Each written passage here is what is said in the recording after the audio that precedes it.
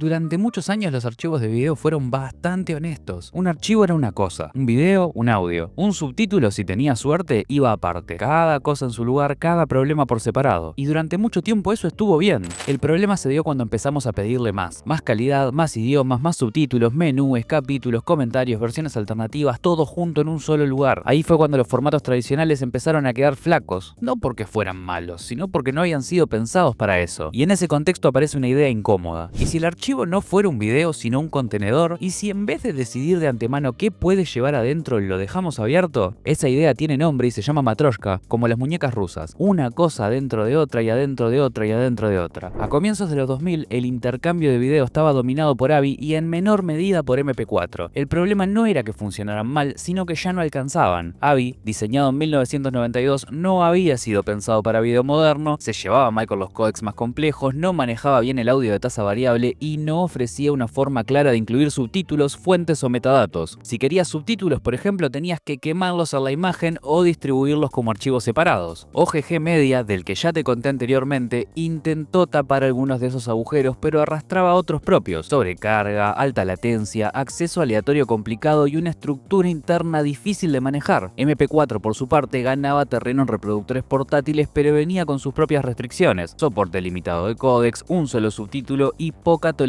a archivos dañados. El resultado era un ecosistema fragmentado lleno de parches, patentes y decisiones a medias. Cada formato resolvía algo pero rompía otra cosa. En ese contexto, Steve Lom se sumó al proyecto Multimedia Container Format, que buscaba una alternativa más flexible, pero pronto apareció una diferencia clave. Lom proponía basar el formato en EBML, que en un rato te explico qué es eso, mientras que el líder del proyecto, esto lo va a decir el traductor, prefería algo más simple y cerrado. No hubo acuerdo y el 6 de diciembre de 2002 la comunidad se dividió y de esa ruptura nació Matroshka. Más que un lanzamiento, fue el inicio de un experimento colectivo, un contenedor pensado desde el vamos para no decir que no demasiado rápido. Lo primero que hay que entender es que Matroshka no es un códec, es un contenedor, o dicho en criollo, no decide cómo se ve o se escucha algo, sino que guarda todo junto: video, audio, subtítulos, capítulos, metadatos, todo viaja en el mismo paquete. Un archivo MKB funciona así: una estructura grande que contiene muchas cosas distintas ordenadas por capas. Por dentro, Matroshka organiza la información en secciones bien definidas. Hay bloques que describen pistas disponibles, otros que marcan capítulos como si fuera un DVD, otros que se guardan los datos de audio y video, y hasta un espacio para adjuntar archivos como fuentes o imágenes. Gracias a eso, un MKB puede tener múltiples idiomas, subtítulos complejos o material extra sin necesidad de dividir nada en archivos separados, algo que en formatos más tradicionales era directamente imposible